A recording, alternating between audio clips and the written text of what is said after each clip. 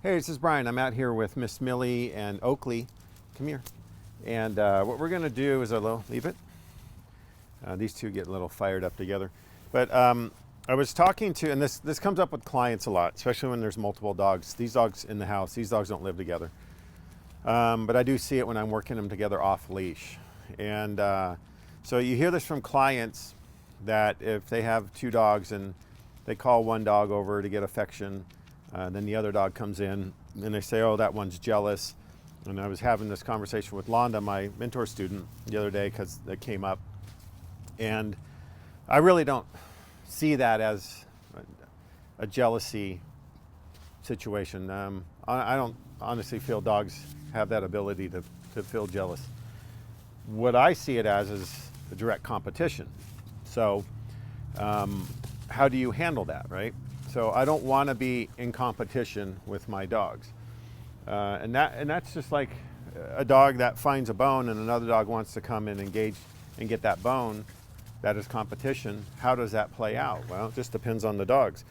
The one with the bone can be more, I don't want to say aggressive towards the other dog, but it could stand its ground. It can guard the bone, and then, however that dog wants to make the other one move away. Or the one that has the bone can actually be a more of a lower defense, or some would say the more submissive dog, and the one approaching is the more dominant or the more higher defense dog. Then that dog with the bone will just most likely acquiesce without any sort of verbal conversation. So that to me is competition. That dog's not jealous because that dog has the bone. It's like, I want the bone, right? And so you never want to be a source of competition for your dogs. If you're on the couch and one comes up and then the other one comes up and tries to hone in on that and the other one snaps at that dog, you are basically the source of a competition. So let's see if I can make this happen. It's probably going to be pretty ugly, but let's go. And let's see if I can do it. Millie. Oakley, place. Oakley, place. Good. Sit. Millie, sit. And so what I'm going to do is call one dog. Millie, come here, place. One dog off. And if I squat down, this could trigger them to come forward. So let's see if I call Millie. I want Oakley to stay on her spot. So, Millie. Good.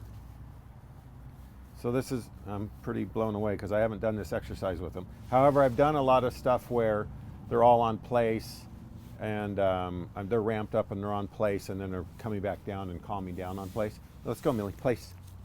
So I want to send her back. So we've been doing a lot of that kind of work. So it's amazing that when you do a certain protocols or certain training, and I call it pulse training, where I'll let them all run off and play, and then I'll bring them all to place, and I'll bring them all back down so they go into this calm state. You can see they were just ramping around here, and look how quiet and calm they got, and how quickly. Oakley. Here. See, now if Millie broke off her place, I would just send her back to place.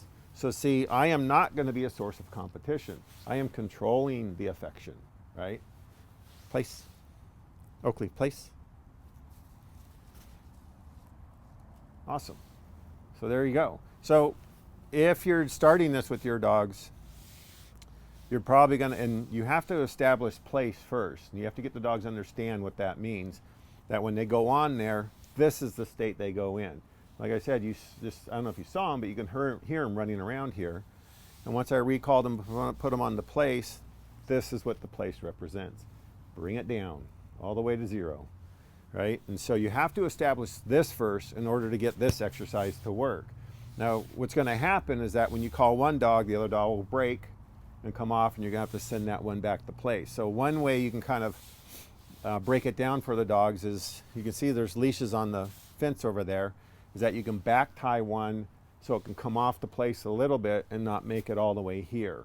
And then you can get up and send it back to the place. And I would send this dog back as well and start the exercise all over again. So that was awesome. I thought it was going to be much more challenging than that. But anyway, so that's a good way to deal with competition when you're, sharing affection with your dog. I'm going to instigate, the affection. I'm going to call the dog into me. If a dog comes in and tries to solicit affection from me, I'm going to send it away to its place. So again, I want to kind of be in control of those things. Like I want to be in control of play, in control of feeding, in control of the affection. The more I have that ability to control those things that are tend to be excitable activities, the better, right? So, anyways, awesome. Well, that was good. Pretty cool. All right. Well done. Let's go. Let's go.